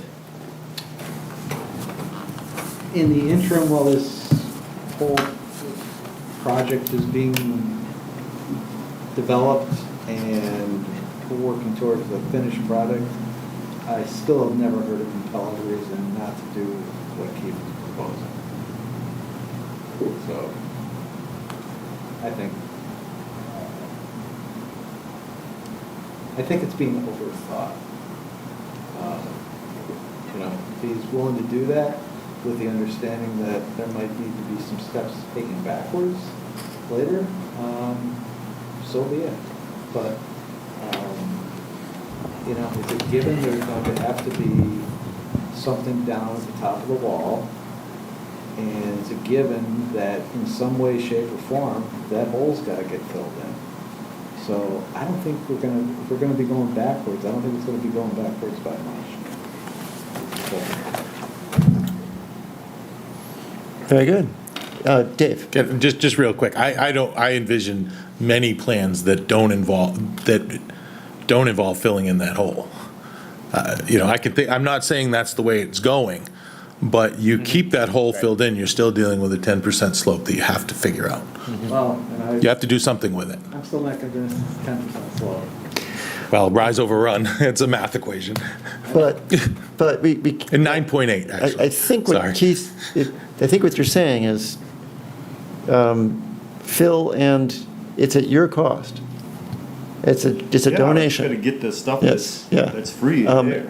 And that I guess your question is, if in the future we're going to do something else, we're going to dig a trench so that, I don't know, so we can get ADA accessibility, or we're going to flatten it out. How does that affect cost? I think it's It's just a minimal. cut operation, Yeah, you know? yeah. It's a fill operation, then you do a cut operation Yeah. instead of just Yeah. it's a cut and a fill and a cut. No, it's a fill and then a cut instead of just a cut. That's all. Yeah. It's not a big deal. Okay. No. I mean, I guess my biggest issue is I brought this already to the select board, and they didn't, this issue was already discussed. But I could, you can certainly bring it back to them. Okay. Well, I guess all I was saying was I never agree with that decision. That's obvious. Yes. Yeah, me either. But, I respected it, I understood it, and I understand what you're saying, so I respect what you guys are about, and I'm not trying to undercut or anything like that. I'm a big proponent of public spaces being open to the public. Dave, you have any other questions? No. Okay. Bill? But first, I know that with great faith in Keith, that he's done a lot of volunteer work for the Conservation Commission, and it all came out well. So whatever he thinks, I agree with him that it can be done. My little concern about the fence at the end, that's quite a drop, especially now with no water going through, and even with the water. So I'm wondering how that fence how you can design a fence to go up there that kids wouldn't want to climb on or try and get over, and that's one concern. But the other thing I wonder about is that if Keith does this and gets it done in a month, we've opened it up, people begin to get excited. Oh, they're finally doing something with that. Well, if it takes 2 years before we get something in there, I'm not sure we keep the enthusiasm of the public up while we're there. They've got to see some progress, or they're going to say, well, is that it? Is that all you're going to do? So I think we've got to be sure we keep to the timeline and at least do some things that say to the public, we're working on it. And it's just not 2 pieces of granite sitting there for you to sit on. Right, yeah. Yeah. So, I agree. but basically, I think you could do that, and anything we do can be undone. Yeah, Without too much trouble. good point. So I'm for that. Okay. Amanda? Thank you. It's an amazing, really huge, amazing offer, and very, very, very generous. I really want to say that I'm in support of it, but I think if there were a disabled person in the room, we wouldn't be having the same conversation because it wouldn't be open to them. It would be the same amount of open to them as it would be if there was a fence at the top that they could see over. And I feel like it's a population that is so relegated, and we'd be relegating them again. And we passed the A in 1990, and so much of it has not happened. And to just say we're waiting and putting it off for 2 years again to that group, I just think it's heartbreaking. I wouldn't feel good about it. Okay, and I respect that. Yeah. Because it would look like it's done. It would look like everybody can use it but you, I want Yeah. so much to see progress, but I don't feel good about it. What would it take to make you feel good about it? To continue to think about a way to make it. I don't also agree with the 10% grade, because with my very simple tools, measured it. So I would just love one more person to maybe check the grade somehow, because Jave and I went and both measured it, and we didn't get 10%. What did you get? I don't remember, but we both did it, and we had an email about it, so we can look it up. Well, it's 9 point. No, we got somewhere closer to 7. I measured off the survey. I can It's tell. all rise over run. That's all it is. Maybe It's it's just a from this different- point to this point. I understand rise Yeah. over run date, but I'm saying maybe it was a different point or something like that, or maybe we stopped somewhere where we thought it could level out. The sidewalk Well, yeah, slopes, there's, so. But anyway, I don't want to if talk you about that pick- in this, Okay. I'm trying to respond to Keith. Yeah. So what would it take? Yes. It would take confidence that whatever the slope is, that we've addressed the ability for disabled people to use it as much as able people. As long as they was open to all, truly, in that matter, I'd be 100% for it. So specifically, what would we need to do to make that?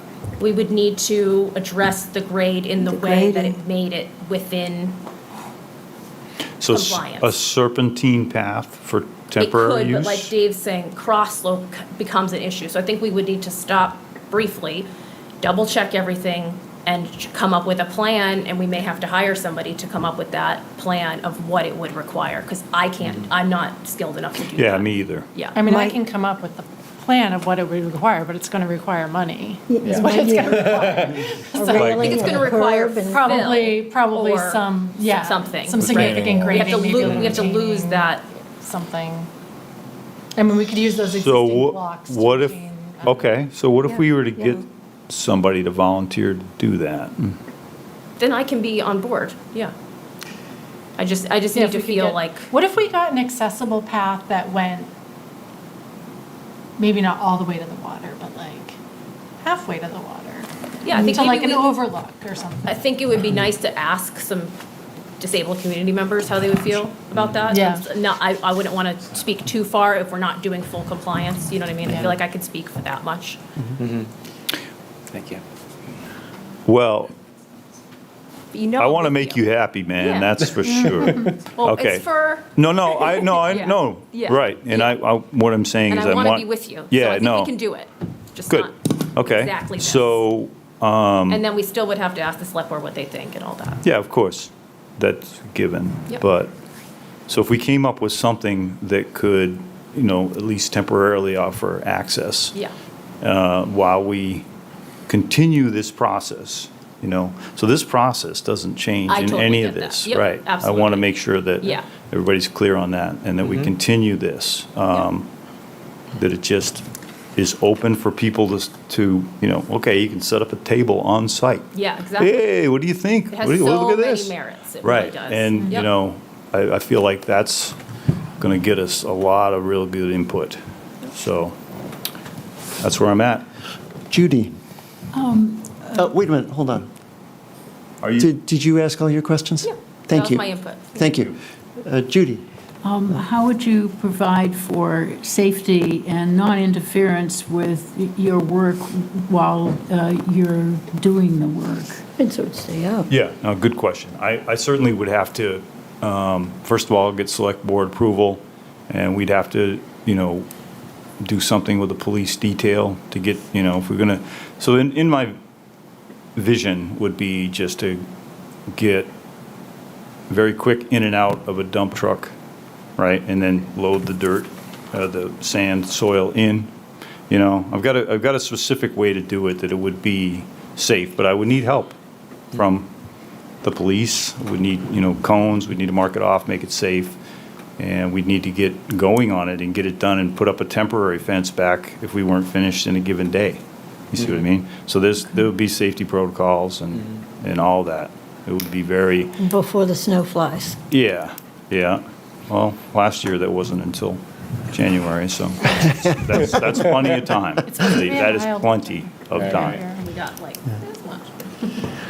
Because as soon as you take down the existing fence, I could see people would be bothering you and being a nuisance. Could you keep part of the fence up while Yeah, you're in and out? it would be, yeah. It would be done in a piecemeal way to keep it safe while it was under construction. So we wouldn't take the entire fence down and then just start. You know what I mean? It would be like, okay, we need to make a gap in the fence here, and then this is where the fill is going, and we need to have a temporary fence if we're going to finish up at 5 o'clock and start on it again tomorrow, and, you know, all these types of things need to be secured, et cetera, coned off. Yeah, there would be a lot of legwork. Sounds like might be able to get a little help on that. So it occurs to me that we're going to need a written proposal to address Amanda's concerns and to address the other concerns that people have raised. I am happy to help write up a written proposal. Dave, I don't know if you're the best person, but I'm not volunteering you. I'm volunteering myself. For what? To write up a proposal that we could present To the and board? flesh this out a little bit more, Present to who, though? present to us. Okay, so- Yes, that's what I'm yes, yes, talking about. yeah, present to us before we present to the select board, and maybe work on consensus for the mobility challenged, as well as kids and access to the river or lack of access.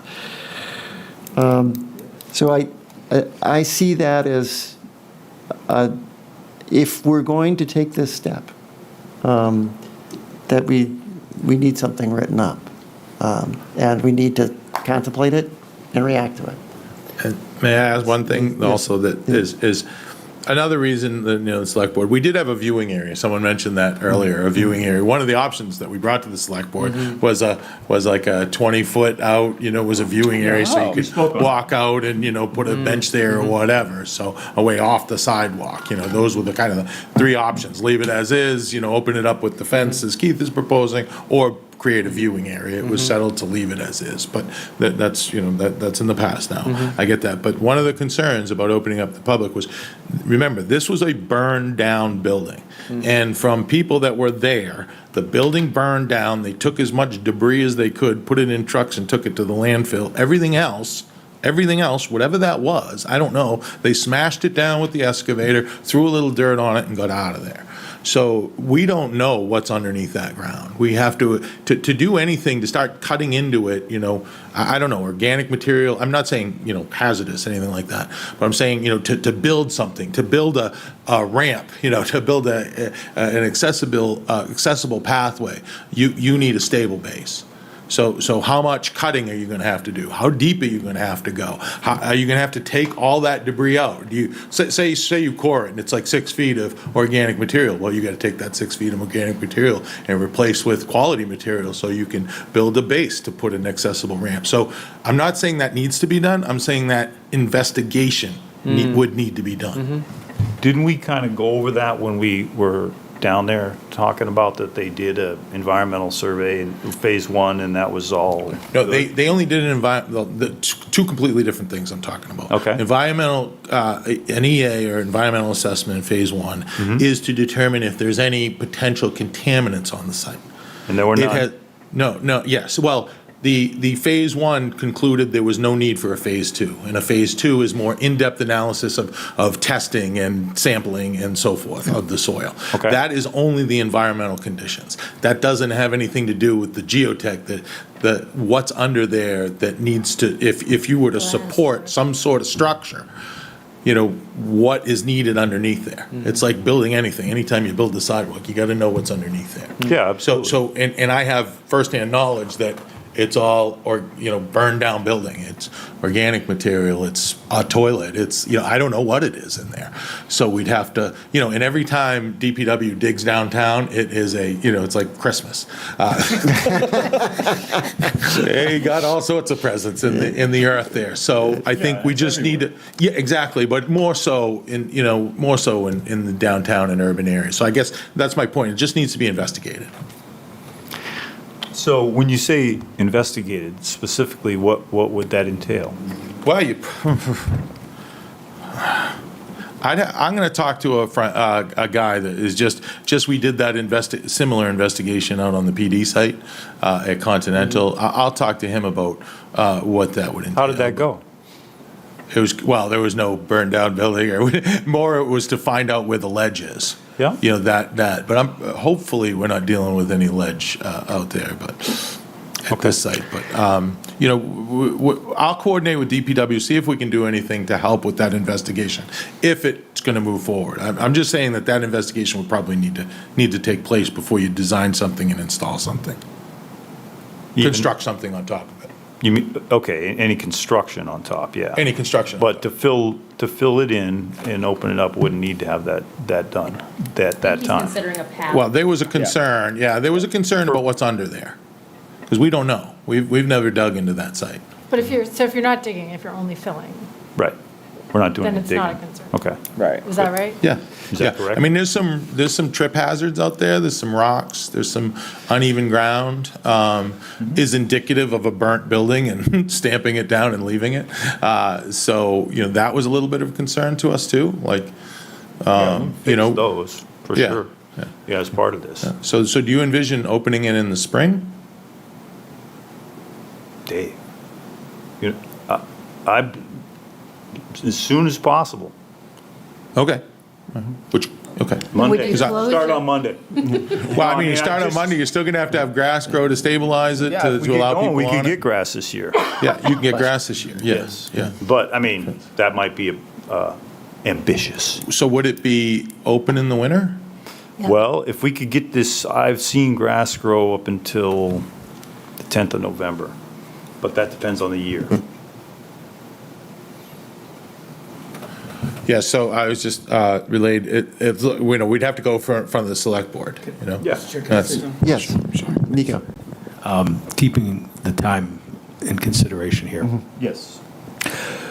First of all, I want to say I'm just the select board rep to this committee, so I appreciate the minute you're going to give me. And Keith, I'm just appreciative of what you're offering now as I was early this spring when you came before the select board, and I'm appreciative of everything you've done around town, and that's not the issue. In fact, this town runs successfully based on our volunteers that serve on our boards and committees, and our volunteers that step up and do work, oftentimes unrecognized because they do it anonymously. And I mean, I'm looking right at you. I mean, what you do for this town, you can't put you can't put an amount on what you've done. All right, incredibly appreciative of everything that you do. You have to understand, and I spoke about the motion that the select board voted on back on December 28th when we accepted this, and we accepted this less than a month after it was proposed to us. The select board, I believe, I was one of the 3 people that voted. Because of the Christmas holiday, we had a quorum of 3. Okay. I voted on it because I knew, as Dave said, this is a gem. And this is going to be something the town of Exeter is going to have this and enjoy this for hundreds of years. And we have an awesome responsibility to build just that park. But we accepted this donation in a way that you would have never, ever bought a piece of property in your personal life. You never would have bought a piece of property, sight unseen in terms of, what's underneath the soil. We didn't have the time to do it. Right. Okay? So the select board acted, I believe, I'm going to talk about my vote, acted on a faith that, you know what? This is a good long-term thing for the town. The motion stated that we were going to put together a plan that it was going to have to get in line behind the other projects that we've already got planned, because they're just as important, and every piece of public land, Keith, you're right, is important. I think by putting this committee together, we accelerated that. Now, folks came before the select board from January through, I think, April, when we decided to put this committee together.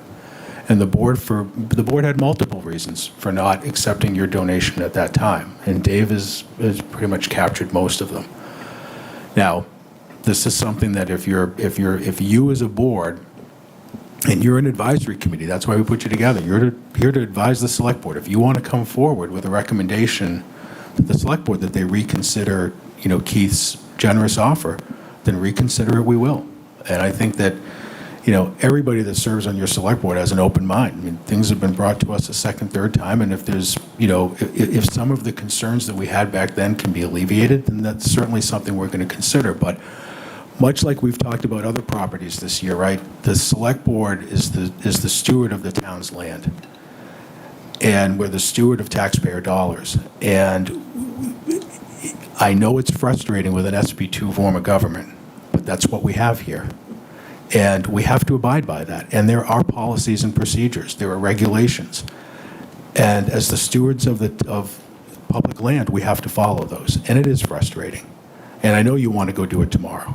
And in a perfect world, you could. Monday. Monday? If we could, it'd be tomorrow. But all kidding aside, okay, so, we had earmarked October 15th for this committee to come before the select board, and I still have you penciled in for October 15th. Unfortunately, our next meeting was September 30th. We have a very full agenda. So I have to stick with that October 15th, and that's where you're reserved. Mr. Chair, you're right. I think the more that you put in a written proposal, first of all, any type of donation, we would have to vote to accept that. We also need to consider the town staff that will be involved, undoubtedly, police details and all that, because that is taxpayer dollars, right? It's not like we're not going to bill ourselves, but we need to take that into consideration. We also need to take into consideration that school's in session, bus travel through town, the IOC is still working. We're getting into holiday season. We need to take into consideration what it's going to do to our stores. So there's a lot to take into consideration. And I'm not here, I don't have the authority right now to say no. What I'm saying is that these are all the things that the select board are probably going to consider in October. So the more between now and then that you can get answered and put in writing, obviously the more we can consider and take another look at this. But the concerns that Dave had were concerns the board had in the spring. I think we probably still will have some of those concerns. But if this board as an advisory committee is advising the select board to reconsider it, then reconsider it will do.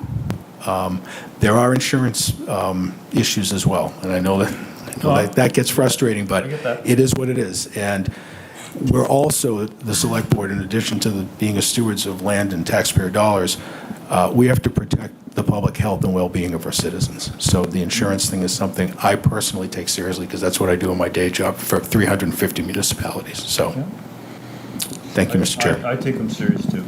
I agree with you. Thank you, Nico, for summing up so well. I would entertain a motion at this point to have Keith and me work with Dave as appropriate to draw up a detailed proposal. I'd like to provide input on that also. Yes. On the proposal. Yeah. I'd like to be part of the okay. Yeah, yes. Jen, and I'll take volunteers. I don't want to exclude anybody, but yeah. So moved. Discussion. Second. Is there a second? No, I have discussion. Yes. Second. Oh, okay. Go ahead. So moved, but Someone else needs to second. yes. And then we go to discussion. I'll second for discussion. Okay. Okay. Yes. October 15th is the Tuesday before our next meeting. So we would have to have a additional meeting before the select board meeting, because our next meeting is the 17th of October. Yeah. So we could have a meeting the week before. I don't know about the calendar of this room. Dave, do you have access to the calendar? The town calendar? Yeah. The room. November. Yeah. Well, it's all going to be on the agendas. We can meet in the wheelwright. I'll look it up. What So the date you looking at? The Thursday before, the Thursday the 10th? Is it the 10th? Thursday the Yeah. 10th. Yes. But what's Planning the board, deadline 10 for p.m. getting in the packet? I mean, 7 p.m. is planning board. Good question. Oh, Planning board's in here at 7 p.m. So you could meet at 5, but you'd have to have a clear end at like 6. Okay. And generally, I don't know if I wouldn't necessarily want to attend that, because sometimes the planning board is, takes a lot of my effort and Yes. and focus before it's the meeting. So I'm kind of knee deep in it Uh-huh. Yeah, I understand that. on those days. Is the 9th a better day? I'm just throwing out ideas. The 9th, Energy Committee's at 3:30, they're down in Wheelwright. Yeah, it's free. Is Wednesday the 9th a better day? I have a meeting, I personally have a meeting, but I don't want to. Mr. Chair, I don't mean to be a downer, but we have another committee meeting in 5 minutes here, so. Okay, so we're going to get out in 5 minutes. Yeah. Both are fine for me. Doesn't matter to me. Gilman has spoken. Is that at 5 o'clock? Yes. On the 9th. Yep. Okay. So the motion is amended to present a detailed proposal drafted by Jen, Keith, and Steve to present on the 9th at a meeting here in the Novak room, appropriately noticed. Is there a deadline for getting into the packet for the select board? Yes. And would we need it? There's going to be a holiday, yeah, you need to get it if the 15th, 14th, 13th. The 15th is a Tuesday, and we're meeting on a Tuesday because Monday's a holiday. If you can get the packet into me by Thursday afternoon of the previous week. So that's the 10th. Yep, that is the 10th. Absolute That works well. Friday morning by 9 a.m. at the latest. Because staff has to put the packet together. Right. Is there other discussion? I won't be able to attend that meeting, but But you'll be You'll be- participating in the I'll be proposal participating in development. the Yeah. voting. Okay. So, All right. So do you need another motion? I think he made the, It's I made already the motion. motioned and seconded and amended. Motion. and I guess I second the amended motion. So, do we have, I'll make the motion again. We're done Jen, in 3 minutes. Yeah, Jen, Keith, and Steve, to draft a written proposal and to present at a meeting on the 9th of October, get it in the packet by the 10th. That is the motion on the floor. Do we have a second? Second. Okay. Discussion? All in favor? Aye. Aye. Aye. All opposed? And with that, we're adjourned. 10:58. Thank you for tuning in to Exeter TV. Exeter TV is the town's public and government access channels, available on Comcast Channels 6 and 22. Channel 6 is your channel. If you have an idea for a program, want to host your own talk show, or submit a film, we're here to get your content on television. On Channel 22, we bring you live and replay coverage of government meetings and other town updates. A third channel, Blue Hawk Media, is operated by SAU 16 and can be found on Channel 8, with all your school sports, events, and meetings.